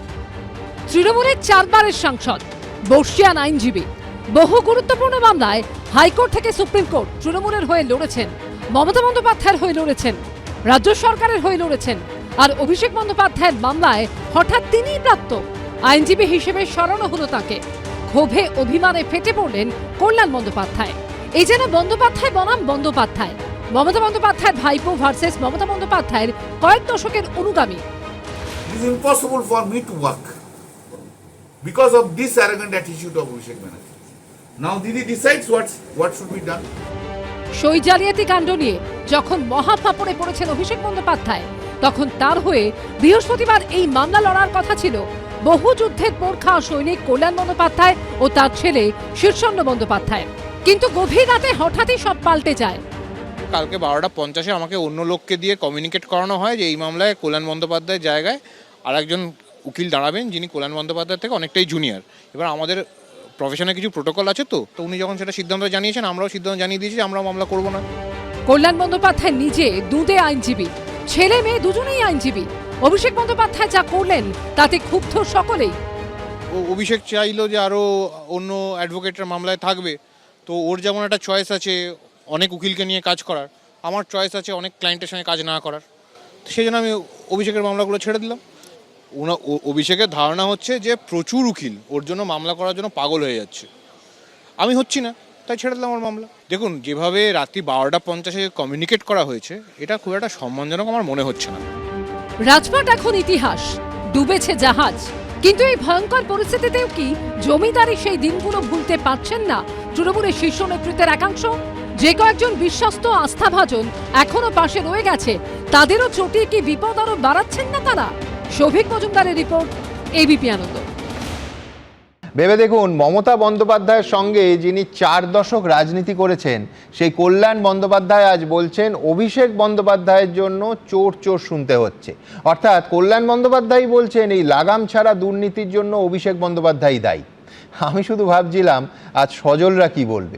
এতদিন বিজেপি যা যা বলে এসেছে, আজ দলের মধ্যে খোদ কল্যাণ বন্দ্যোপাধ্যায় হুবহু প্রায় তাই বলছেন। অঞ্জন দত্তের একটা ফিল্ম ছিল দত্ত ভার্সেস দত্ত, কিন্তু আজ গোটা দিন ধরে যেটা হলো সেটা একেবারে ব্যানার্জি ভার্সেস ব্যানার্জি। কিন্তু এই ব্যানার্জি ভার্সেস ব্যানার্জি লড়াইতে সজলদের কিন্তু আবার বলছি কোনো এনার্জি ক্ষয় করতে হবে না, কারণ এতদিন ওদের করা যাবতীয় অভিযোগ, যাবতীয় সমালোচনা একেবারে কালীঘাট তৃণমূলের কোর লিডারশিপ থেকে, কিচেন ক্যাবিনেট থেকেই উঠে আসছে এখন, তাই তো সজল? হ্যাঁ, আমাদের কি আছে, আমরা তো বসে বসে দেখছি আর নারদ নারদ করছি, আমাদের কি যায় বা আছে। শুনুন, কল্যাণ ব্যানার্জি একটা কলকাঠিও নাচছে। কলকাঠি নাড়ার দরকার নেই, ওরা যে হারে নাড়ছে করা, সেখানে আর কলকাঠি আমরা কি নাড়বো বলেন? হ্যাঁ, যত মানে এতে তো আমরা আতঙ্কিত হয়ে পড়ছি না যে আমাদের এই সব গেল বোধ হয়। তো বলছি দেখুন, কল্যাণ বন্দ্যোপাধ্যায়ের হাঁটুর বয়সী বলেছে। এখন হাঁটুর বয়সী কাকে বলেছে আমি জানি না, ওনার হাঁটু পরে জন্মেছে কিনা সেটাও আমি জানি না। হ্যাঁ, এই যে বলছে আমাকে ওর জন্য চোর চোর শুনতে হয়েছে, এখন খুব গায়ে লেগেছে। আরে তোকে তো মাতাল মাতাল বলেছিল, সেদিন গায়ে লাগেনি। মাতাল তোমায় জানতে হবে, আগামীকে মানতে হবে। হ্যাঁ, এগুলো শুনুন, সব কিছু হচ্ছে একটা রাস্তা খোঁজা, যে আমাকে একটা কিছু বলতেই হবে, ও আজ নাহলে কাল সায়নী যেতে পারে, যে পেছন থেকে যাকে অভিষেক বন্দ্যোপাধ্যায় কি গুঁতো মারে না হিট করে কি একটা বলেছিল, ভালো করে শুনতে পাইনি, সে চলে যেতে পারে, ছেড়ে দেবে। আমি বলছি শুনুন, এগুলো হচ্ছে সব একটা ফিকির, রাস্তা খুঁজছে। মামলা কল্যাণ বন্দ্যোপাধ্যায় ছেড়েছে তো কি হয়েছে, আমাদের আছে। হ্যাঁ, আমাদের সেও বন্দ্যোপাধ্যায় আছে, অনির্বাণ বন্দ্যোপাধ্যায়, সেও ভালো উকিল, লড়ে যাবে, কোনো অসুবিধা নেই। আমি বলছি লাস্ট লাইন অফ, বলছিলেন আপনি কি বলছিলেন, লাইন অফ ডিফেন্স আছে তো? হ্যাঁ, আমি আঘাত করছি না, বলছি মুখপত্র করলি কবে, দল উঠে গেল যাবে, তবে থেকেও দায়িত্ব পেয়েছে বেচারি, কিন্তু লড়ে যাচ্ছে। আমি বলছি দেখুন, এই যে বললেন না আপনি যে বলির পাঁঠা খোঁজা হয়, ঠিকই বলেছে, বলির পাঁঠাই খুঁজছে। আসলে যা বলি হবার জনতা বলি দিয়ে গেছে। আপনি শুনলেন কি মারাত্মক কথা বলছে, দিল্লি থেকে এসছি ডিম মারবো বলে। আগে শুনেছিলাম দিল্লি থেকে এসছি ভোট মারবো বলে, এ বলছে দিল্লি থেকে এসছি ডিম মারবো বলে। মানুষের রাগ, মানুষের যন্ত্রণা, মানুষের ক্ষোভ কোন জায়গায় গিয়ে পৌঁছায়। কিন্তু এই যে আজকে সতীলক্ষ্মী সাজার চেষ্টা করছে কল্যাণ বন্দ্যোপাধ্যায়, মোটেও আপনারা ভুলে যাবেন না, কদিন আগে ছেলের টিকিট পাওয়ার জন্য এই কিন্তু ক্যামাক্সি ডেকেছিল, এরাই ক্যামাক্সি ডেকেছিল, ভুলে যাবেন না। যদি আজকে অভিষেক বন্দ্যোপাধ্যায় জিতত, তাহলে বাড়ির সামনে ডালা নিয়ে আরতি করত, একদম ঠিক। আমি বলছি তোমরাও ভুলে যেও না, আজকে যারা তোমাদের দলের দিকে লাইন দিচ্ছে বা আলাদা ব্লক করে তোমাদের ফিলার দিচ্ছে, তাদের অনেকেও এইভাবেই টিকিটটা পেয়েছে। একদম দাদা, আপনি নিশ্চিন্তে থাকুন, আমরা দেখে নিয়েছি যে বুলেট প্রুফের বদলে এখন ডিম প্রুফ লাগছে, এটাও পাল্টাতেও সময় লাগবে না যদি আমরা ভুল করি। অতএব আমরা এইসব দিকে তাকাচ্ছি না, তাকাচ্ছ তো বোঝা যাচ্ছে, কারণ ভূপেন্দ্র যাদবের ফ্ল্যাটে মিটিং হচ্ছে। আরে দাদা, তাকাচ্ছ তো বটেই, ওখানে যেখানে যেখানে যতটুকু প্রয়োজন আছে দেশটাকে এগিয়ে নিয়ে যাওয়ার জন্য আমাকে তো আইনগুলো পাস করাতে হবে, সেখানে একটু পাশ কাটিয়ে সাইড লাইনে রেখে দিলাম। আগামী লোকসভা নির্বাচনে টিকিট দেওয়া হবে, তাদের জোটসঙ্গী করা হবে, এমন কথা কোথাও বলা হয়নি। এখন বলেছে যে আমি ডাস্টবিন নয়, হ্যাঁ উনি বলেছেন ডাস্টবিন নয়। আরে উনি ডাস্টবিন কি, উনি গার্বেজ যারা আসবেন তাদের কথা আমি বলতে পারবো না, কিন্তু আপনি লিখে রাখুন। আমি জ্যোতিষীও নয়, আমি 205, 208, 200 পার এসব কিছু বলিনি, কিন্তু এই কল্যাণ বন্দ্যোপাধ্যায় কাল বা পরশুর মধ্যে একটা সই পাঠালো বলে, এই জাল সই নয়, আসল সই পাঠালো বলে আপনি সেটা অপেক্ষা করতে থাকুন। এখন বলি শুনুন, একটা সময় না পেরিয়ে গেছে দাদা, ধৃতরাষ্ট্র থেকে আর সুনয়নী হবার সম্ভাবনা নেই মমতা বন্দ্যোপাধ্যায়। এখন কংগ্রেসে মিশে গিয়ে যেখান থেকে এসেছিলেন সেখানেই ফিরে যাওয়াটাই শ্রেয়। এখন এই যে এ বাঘের বাচ্চা, কে এর বাচ্চা, কল্যাণ বন্দ্যোপাধ্যায়কে বলেছিল, এখন ওদের বাড়িতে বাঘ কবে এসেছিল না এসেছিল এসব নিয়ে ভাবার পর্যালোচনা করার দিন নেই। এখন দিন একটাই, মানুষ যেটা চাইছে, আকাশ ছোঁয়া প্রত্যাশা মানুষের, গত 50 বছরের হতাশা, তারা চাইছে 5 মাসে মিটিয়ে দাও। এখন আমাদের শুধু সেই লক্ষ্যেই এগিয়ে যাওয়ার জন্য আছে, বাকিটা নিয়ে আমরা ভাবছি। একটাই কথা বলি এখানে, সেটা হচ্ছে যে সুদিনে এটা ঘটনা যেটা সজলদা বললেন, সেই সময় অফিসিয়ালি আমি ছিলাম না, কিন্তু দুর্দিনে পালিয়ে যাওয়ার মতো বেঈমান আমি নই। 1, 2 অভিষেক বন্দ্যোপাধ্যায়ের সঙ্গে বা ইভেন রাজনৈতিকভাবে এবং কোর্টের ক্ষেত্রেও যদি কেউ ধরে নিয়ে যে কেউ যদি নাও বা থাকে, আমি থাকবো। তার থেকে আমি অ্যাজ কিছু না পেয়েছি, কিন্তু আমার নিজের সততা আছে, আমি থাকবো। দ্বিতীয় কথা, সজলদা আজকে তারা ক্ষমতায় এসেছেন, এসেই বুলডোজারের যে রাজনীতি করছেন, 5 বছরও লাগবে না এই বিজেপি সরকারকে মানুষ লাটে তুলে। ভাই এসব অনেক আলোচনা করছি, আজকে আমরা অভিষেক বন্দ্যোপাধ্যায় শালবনীতে যে বাচ্চা মেয়েটি বিজয় মিছিলের বোমা ছড়ার কারণে মারা গেছে, সেটা নিয়ে আমরা একটু আলোচনা করছি কি? আজকে ক্ষমতায় আসলে শুভেন্দু অধিকারী বলেছিলেন 450 টাকায় দেবো, আমরা আলোচনা করছি কি? রান্নার গ্যাস 1000 টাকায় পৌঁছে গেছে, আমরা কি আলোচনা করছি? তার মানে মূল যে সমস্যার জায়গা, ডিমের দাম নিয়ে আলোচনা করছি আমরা, কি ডিমের দামই বললাম, ডিমের দামও যে এমন ভাবে বেড়েছে যে বাজারে ব্যাগে করে টাকা নিয়ে গিয়ে ইঞ্জিনের সরকার মানুষকে কিভাবে রেখেছে সে নিয়ে আমরা আলোচনা। পাশাপাশি দুটো পরিভাষা পেলাম। একটা হচ্ছে ঠিক যেরকম অনেকে ঘুম থেকে উঠে চোখ খুলেই রাস্তায় উন্নয়ন দেখতে পারতো, একেবারে মাঝ রাস্তায় উন্নয়ন দাঁড়িয়ে আছে এরকম দেখে শটান দলবদল করতো।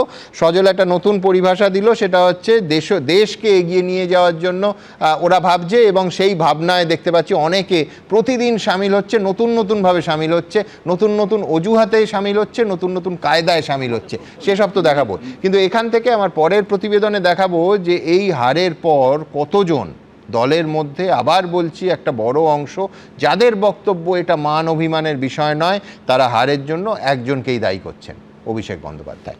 দেখুন, যে মনে করে যে ক্যামাক স্ট্রিটের এমপ্লয়ি, তার সঙ্গে কেন থাকতে যাব? এত অ্যারোগেন্সি কিসের? কিসের এত অ্যারোগেন্সি?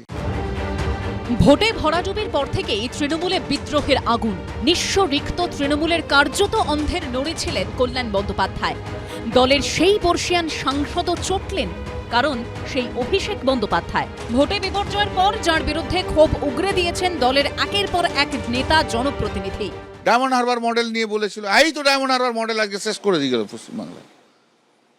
এই ডায়মন্ড হারবার মডেল নিয়েই তো কথা বলেছিলাম 2022। আমি একা। কি যদি মনে করে যে অভিষেক ছাড়া চলবে না, আমি খুব দুঃখিত যে আমাকে ছেড়ে চলে যেতে হবে। কিন্তু দিদি যদি মনে করে যে অভিষেক বাদ দিয়ে চলবে, তাহলে আমি আছি। বিধানসভা ভোটে বিপর্যয়ের পর থেকে লাগাতার তৃণমূলের একের পর এক প্রবীণ নেতার নিশানায় অভিষেক বন্দ্যোপাধ্যায়। এই বিপর্যয়ের দায় নিশ্চয়ই মমতাদি এবং নিশ্চয়ই অভিষেকের, কারণ তাদের দুজনের উপরে দলটা চলত। কেউ দল ছেড়েছেন, কেউ পথ ছেড়েছেন, সকলেরই ক্ষোভ অভিষেক বন্দ্যোপাধ্যায়ের বিরুদ্ধে। অভিষেক বন্দ্যোপাধ্যায়ের সংগঠনের সং আছে, গঠন নেই। তার রাজ্যসভার যে সং রিংমাস্টারের ভূমিকা পালন করছেন। মানে আমরা সবাই যেন জানোয়ার, আর রিংমাস্টার হচ্ছে ওই হান্টার মারছে যে দুটো পা তুলে দাঁড়াও। মানে কি করব, কার সঙ্গে কথা বলবো, অন্তত আমার অভিজ্ঞতা তাই। অভিষেক বন্দ্যোপাধ্যায় আজকালকার আধুনিক নেতা, তিনি তৃণমূল স্তর থেকে নেতৃত্বে উঠে আসেনি। ধরুন 4 তারিখের পর ডিজে বাজাবো বা শ্মশানে চুল্লি তাতে এই ধরনের মন্তব্য গণতন্ত্রে অভিপ্রেত হতে পারে না। অভিষেক বন্দ্যোপাধ্যায় এই স্টেটমেন্টটা সেটা সমর্থনযোগ্য হতে পারে না। এত রোষ ক্ষোভের পরও স্বপদে বহাল রয়েছেন অভিষেক বন্দ্যোপাধ্যায়। যেটা ভুল বলছি সেটা হচ্ছে ওর লাইফস্টাইলটা। ও যেভাবে দলে যেভাবে ও জীবনযাত্রা তৈরি করেছে সেটা চোখে লাগার মতন, এবং তাতেই ওর মানে চলাফেরা বা যেরকম সিস্টেম, তাতেই কিন্তু ও হচ্ছে সবার কাছে অভিযোগের কারণ। দিদি মাটিতে বসে চা খায়, সেখানে অভিষেক হয়তো বা মাটিতে বসে। একটা বিষয় পরিষ্কার, যে ধরনের অনৈতিকতা এবং যে ধরনের ধরুন থ্রেট কালচার যাকে বলে, এবং যে ধরনের গণতন্ত্রের অভাব দলের মধ্যে সবার বোধ হচ্ছিল, তাতে করে সকলে একটু নিঃশ্বাস ফেলে স্বাধীনভাবে বাঁচার চেষ্টা করছে। এবার কি করবেন মমতা বন্দ্যোপাধ্যায়? অর্ণব মুখোপাধ্যায়, সুকান্ত মুখোপাধ্যায় ও সৌমিত্র রায়ের রিপোর্ট, এবিপি আনন্দ। দেখুন, প্রবাদেই আছে চিরদিন কাহারও সমানো নাহি যায়। এটা যে কত বড় সত্যি আজ আরেকবার হাতে নাতে প্রমাণ হয়ে গেল। সই জালিয়াতি কাণ্ডে সিআইডির ডাকতেই রক্ষা কবচ চেয়ে অভিষেক ব্যানার্জি কোথায় ছুটে গেলেন? একটাই উত্তর, কলকাতা হাইকোর্ট। নিশ্চিতভাবে তিনি যেতেই পারেন, এটা তার আইনি অধিকার। কিন্তু আমার শুধু মনে পড়ে যাচ্ছিল ক্ষমতার শীর্ষে থাকার সময় এদেশে ঔদ্ধত্যের কথা। কলকাতা হাইকোর্টের মাননীয় বিচারপতিরা যদি বিরোধী দলের কোনো বিচার প্রার্থীকে ন্যূনতম রক্ষা কবচ দিতেন ন্যায্য বিচারে, কিভাবে এই অভিষেক বন্দ্যোপাধ্যায়রা চূড়ান্ত ঔদ্ধত্যের সঙ্গে কী ভাষায় আদালতকে, বিচার ব্যবস্থাকে, এমনকি মাননীয় বিচারপতিদের একাংশকে কদর্য আক্রমণ করত। তৎকালীন বিরোধী দলনেতা আজকের মুখ্যমন্ত্রী শুভেন্দু অধিকারীর মামলা হলে তো মাননীয় বিচারপতির নাম তুলে আক্রমণ শানাতেন অভিষেক। কটা উদাহরণ দেব। 2023 সালের 14ই জুলাই কি বলেছিলেন অভিষেক, দেখুন। বিচার ব্যবস্থার একাংশ যেভাবে বিজেপিকে মদত দিচ্ছে, এই সমাজ বিরোধীগুলোকে যেভাবে প্রোটেকশন দিয়ে হাইকোর্ট, এদেরকে কি করে বাঁচিয়ে রাখা যায়, এদেরকে কি করে মুক্তভাবে সন্ত্রাস করতে আরো মদত দেওয়া যায়, সাহায্য করা যায়, হাইকোর্টের একাংশ যেভাবে এদেরকে মদত দিচ্ছে অত্যন্ত বেদনাদায়ক এবং দুঃখজনক। হাইকোর্ট কিভাবে মদত দিচ্ছে, হাইকোর্ট কিভাবে প্রোটেকশন দিচ্ছে। আচ্ছা, আজ যদি কেউ বলেন যে হাইকোর্ট তো অভিষেক বন্দ্যোপাধ্যায়কেও ন্যায্য বিচারে প্রোটেকশন দিয়েছেন, মদত শব্দটা ব্যবহার করাই যাবে না। দেখুন, মাননীয় বিচারপতির নাম করে কিভাবে কদর্য আক্রমণ করতেন অভিষেক। আবার বলছি, ভারতবর্ষের রাজনৈতিক ইতিহাসে এর কোনো পূর্ব উদাহরণ নেই। কেউ কখনো এইভাবে নাম করে করে বিচারপতিদের আক্রমণ করেছে বলে আমাদের অন্তত জানা নেই, আমাদের জ্ঞানে কোনোদিন এই জিনিস দেখিনি। দেখুন, হাইকোর্টের জাস্টিস মহামান্য বিচারপতি রাজাশেখর মান্থার জাজমেন্টে এমন জাজমেন্ট দিচ্ছে যে শুভেন্দু অধিকারী যদি আগামী দিন মানে ফিউচারে কোন রকম কোনো অপকর্ম বা দুষ্কর্ম করে, তার বিরুদ্ধে কোনো ব্যবস্থা নেওয়া যাবে না, এমনকি এফআইআর করা যাবে না। সেই রাজাশেখর মান্তাই জাজমেন্ট দিয়ে এই অশোককরণ বা বিজেপির গুন্ডা বাহিনীদের প্রোটেকশন দিয়ে রেখে দিয়েছে। আর আজ সেই অভিষেক বন্দ্যোপাধ্যায়কে কলকাতা হাইকোর্টে নিজের রক্ষা কবচ চাইতে বারবার যেতে হচ্ছে। আবার বলছি, চিরদিন কাহারও সমানও নাহি যায়। আমার পরের বক্তা ডক্টর নজরুল ইসলাম কি মানবেন? না, চিরদিন কারো সমান যায় না, এ ব্যাপারে কারো সন্দেহ থাকার কারণ নেই। কিন্তু আপনাকে একটা জিনিস মানতে হবে যে হাইকোর্ট যখন শুভেন্দু অধিকারীকে কিছু রক্ষা কবচ দিয়েছিলেন, তখন তিনি অন্তত বিরোধী দলনেতা ছিলেন। কিন্তু আজকে যাকে হাইকোর্ট রক্ষা কবচ দিচ্ছে, তিনি বিরোধী দলনেতা তো দূরস্থ, দলটাই আছে কিনা সে ব্যাপারে লোকের সন্দেহ জাগছে। তবে আপনি যে কথা বলছেন যে হাইকোর্ট মদত দিচ্ছে সমাজ বিরোধীদের, যিনি বলছেন তিনি কি? এই যে যেটার আমি বলছি না, উনি বলেছিলেন, আমি দেখালাম। আপনারা দেখাচ্ছেন তো উল্টো মনে করি। তো সিআইডি যে কেসটা মূলত এখন তদন্ত করছে, সেটাতে এমএলএদের যে সই জাল করা হয়েছে অভিযোগ, সেখানে আপনি যদি আগে আইপিসিতে ছিল, এখন বিএনএসে যদি 336-3 উপধারা দেখেন, তো সেখানে 7 বছর জেল এবং জরিমানা এবং উভয়ই হতে পারে, এবং একই সাজা আছে 340-2 উপধারায়। তাহলে তিনি অভিযুক্ত অন্তত কগনাইজেবল ক্রিমিনাল কেসে, যেটা নন বেলেবল বটে। আচ্ছা দেখুন, এরপরে এটা তো একটা গেল, এরপরে আপনি আসুন যে ফলতাই উনি কি বলেছিলেন, ইউনিয়ন অফ ইন্ডিয়াকে চ্যালেঞ্জ করছে।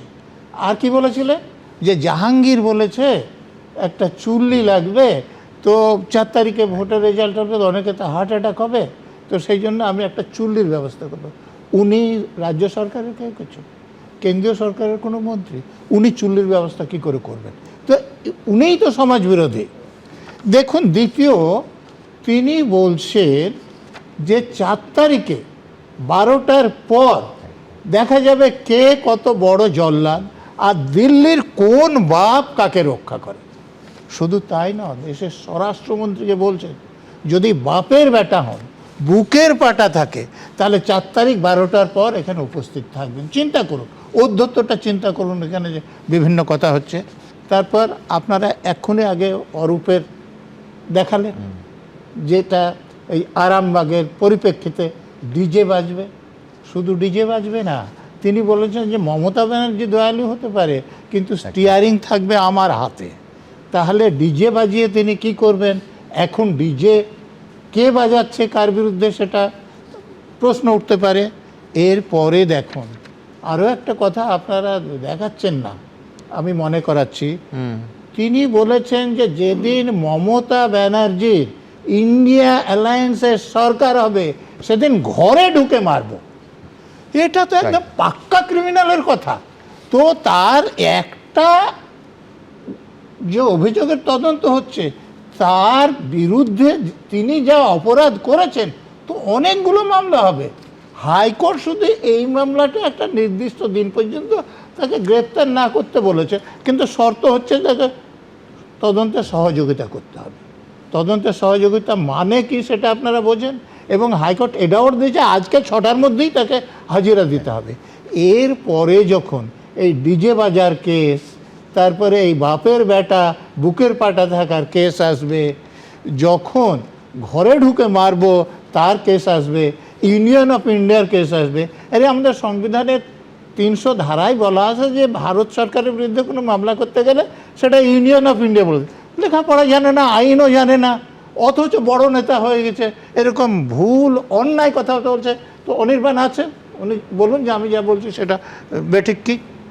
তো তিনি যতগুলো অপরাধ করেছেন তাতে তাকে ভিতরে যেতেই হবে, যদি তদন্তকারী সংস্থার লোকেরা ভালোভাবে তদন্ত করেন। আর যদি সজলরা কোনো আপোষ টাপোষ করে আর কিসের জন্য আপোষ করবো না, তাহলে যারা সজলদেরকে ভোটে জিতিয়ে এনেছে তারা কিন্তু সজলদেরকে ক্ষমা করবে না। একদম। আমি এখান থেকে যেহেতু পরপর এতগুলো উদাহরণ নজরুল ইসলাম সাহেব দিলেন, আমি একেবারে আজকের ঘটনায় এবং কয়েকটা উদাহরণ হাতের কাছে আপনাদের দেখিয়ে দিই। দেখুন, দলীয় অন্তর্দ্বন্দ্ব যে কোন পর্যায়ে যেতে পারে সেটা কল্যাণ বন্দ্যোপাধ্যায়ের যন্ত্রণা থেকে স্পষ্ট, একেবারে পরিষ্কার ক্যামেরার সামনে যা বলেছেন। দর্শকদেরও নিশ্চয়ই মনে থাকবে যে কল্যাণ বন্দ্যোপাধ্যায় যখন 2022 সালে অভিষেক বন্দ্যোপাধ্যায়ের বিরুদ্ধে মুখ খুললেন, তখন রাজ্যের এবং শহরের নানা কোণে সবথেকে বড় কথা কালীঘাটে একটা বিরাট হোর্ডিং পড়েছিল। ওই খানিকক্ষণ আগে যে কথাটা বলতেও খারাপ লাগছে, যেটা সজল বলেই দিয়েছে, কল্যাণ বন্দ্যোপাধ্যায়কে কটাক্ষ করে, মাতাল তোমায় জানতে হবে, আগামীকে মানতে হবে। আগামী মানে অবশ্যই অভিষেক বন্দ্যোপাধ্যায়। সে কথা কল্যাণ বন্দ্যোপাধ্যায় আজকেও তার অর্ণবকে দেয়া এই সাক্ষাৎকারে মনে করিয়ে দিয়েছেন। দলের একাংশের মতো কল্যাণ বন্দ্যোপাধ্যায়ও মনে করেন যে অভিষেক বন্দ্যোপাধ্যায়ের ঔদ্ধত্যের জন্য কোট আনকোট দলটা শেষ হয়ে গেল। ভোটের সময় অভিষেক বন্দ্যোপাধ্যায়ের কিছু বক্তব্য একটার পর একটা উদাহরণ নজরুলদা রাখছিলেন। আমরা বারবার এই অনুষ্ঠানে বিস্ময় প্রকাশ করেছিলাম যে এরপরও নির্বাচন কমিশন দেখতে পাচ্ছে না। এই ধরনের হেড স্পিচ দেওয়ার জন্য তো নির্বাচন কমিশনের শুরুতেই উচিত শাস্তিমূলক ব্যবস্থা, অন্তত তাকে সতর্ক করে দেয়া। কিচ্ছু হয়নি। কিন্তু কি বলেছিলেন পরপর কয়েকটা উদাহরণ দেখাই। মমতা ব্যানার্জি উদার, অভিষেক ব্যানার্জি উদার নয়। 7 তারিখে রবীন্দ্রসঙ্গীতের সাথে গ্রামে একটু করে ডিজেও বাজবে, তৈরি থেকো। আমি মমতা বন্দ্যোপাধ্যায়ের মতো উদার নই। 4 তারিখ মমতা বন্দ্যোপাধ্যায় যতই উদার হোক, আরামবাগের স্টিয়ারিং আমার হাতে থাকবে।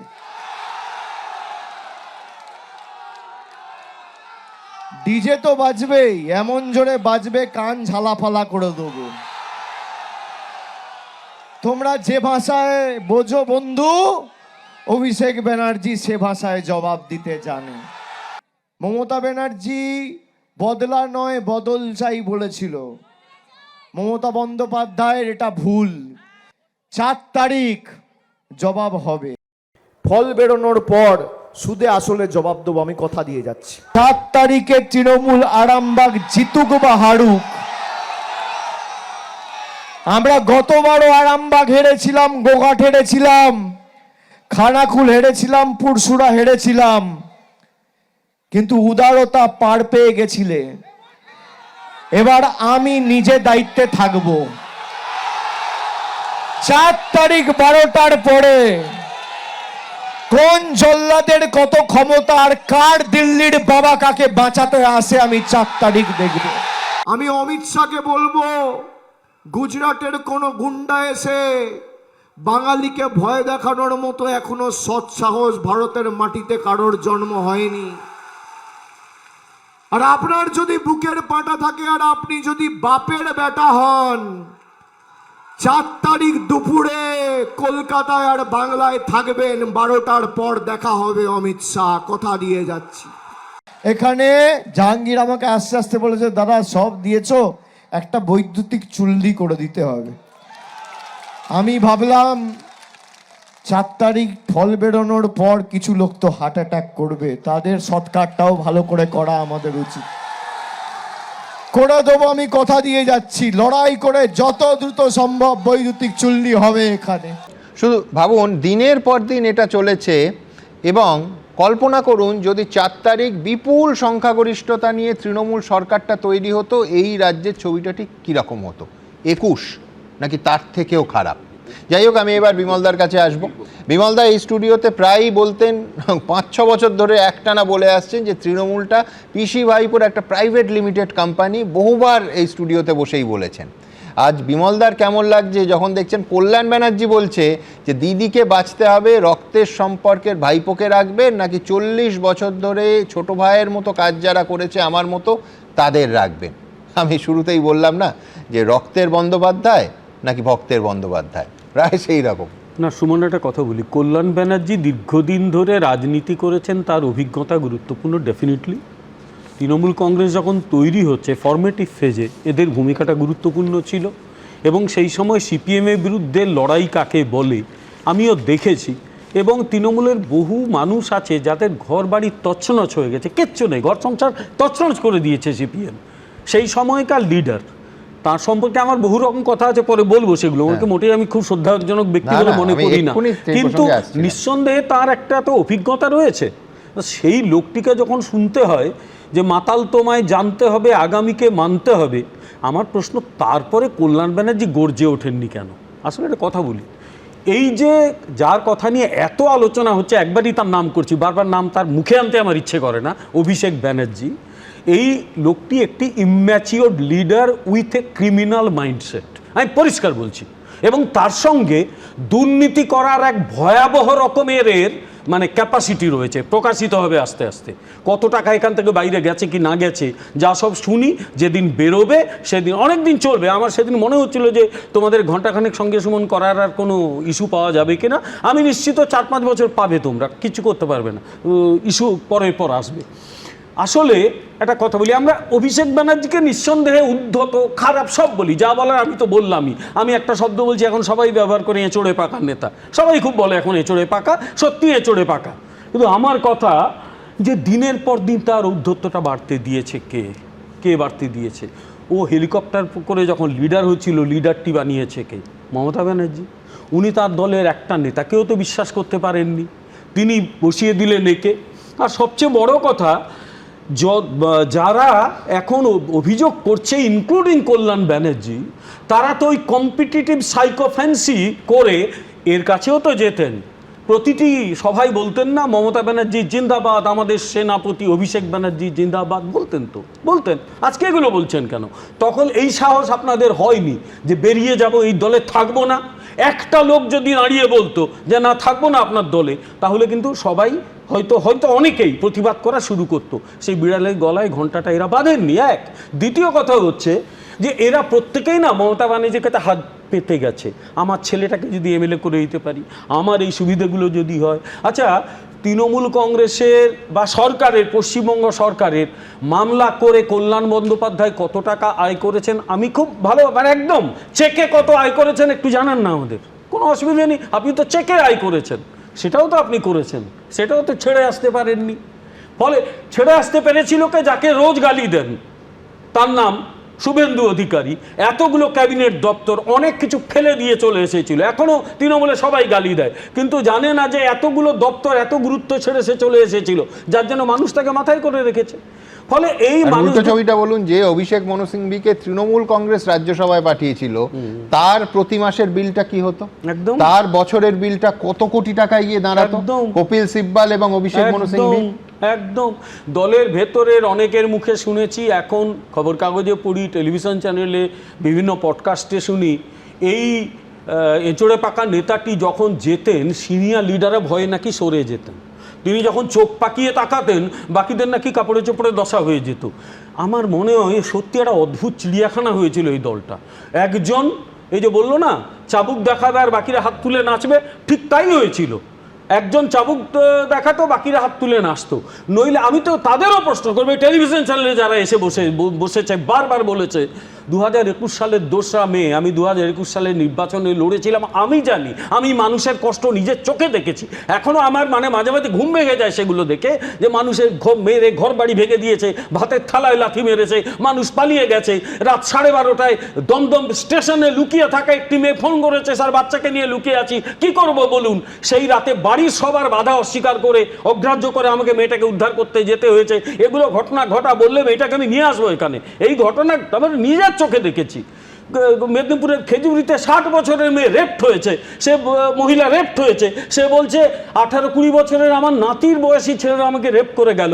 আমার প্রশ্ন এই মমতা বন্দ্যোপাধ্যায়ের কাছে, আপনি যা করেছেন ক্রাইম এগেনস্ট হিউম্যানিটি। যদি বিচার করতে হয় আপনাকে বিচার করা দরকার, তারপরে এঁচড়ে বাঁকা নেতার হবে। Because what you have done সেটা কিন্তু কিছুতেই ক্ষমা করা যায় না। আপনি ক্ষমার অযোগ্য অপরাধ করেছেন। আর সবচেয়ে বড় কথা, এই জন্য আমি মানুষের কাছে হাত জোড় করেও ক্ষমা চাই যে আমরা সিপিএমের বিরুদ্ধে লড়াই করেছেন বলে মমতা ব্যানার্জিকে সমর্থন করেছিলাম, অন্যায় করিনি। কিন্তু অনেক সময় ভুল কাজ মানে ঠিক কাজ করলেও না অপরাধ হয়ে যায়। এই মমতা ব্যানার্জিকে সমর্থন করার অপরাধ হয়েছিল। আমরা তখনও জানতাম ইনি ডিগ্রি জালিয়াতি করেছেন, তাও মনে হয়েছিল যে হয়তো এমন হতে পারে যে একটা মানুষ জীবনে একটা ভুল করে পরে তো ঠিক করতে পারে, এই ঠিক করবে, এ শোধরাবে না। কারণ এ যতটা লড়াকু নেত্রী, বিরোধী নেত্রী, ঠিক ততটা অপদার্থ একজন প্রশাসক। প্রশাসনে কিচ্ছু বোঝেন না উনি। বরাবর প্রশাসনটাকে নিজের পৈতৃক জমিদারি ঠাউরেছিলেন।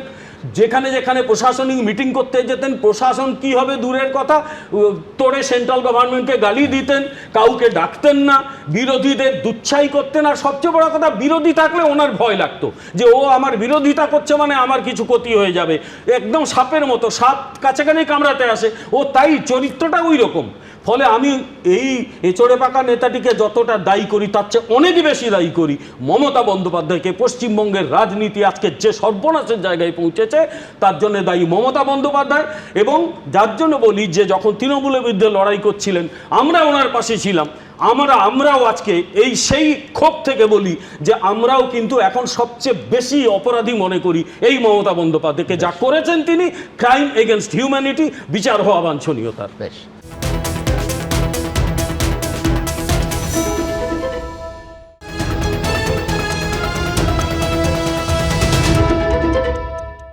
এবিপি আনন্দ, এগিয়ে থাকে, এগিয়ে রাখে।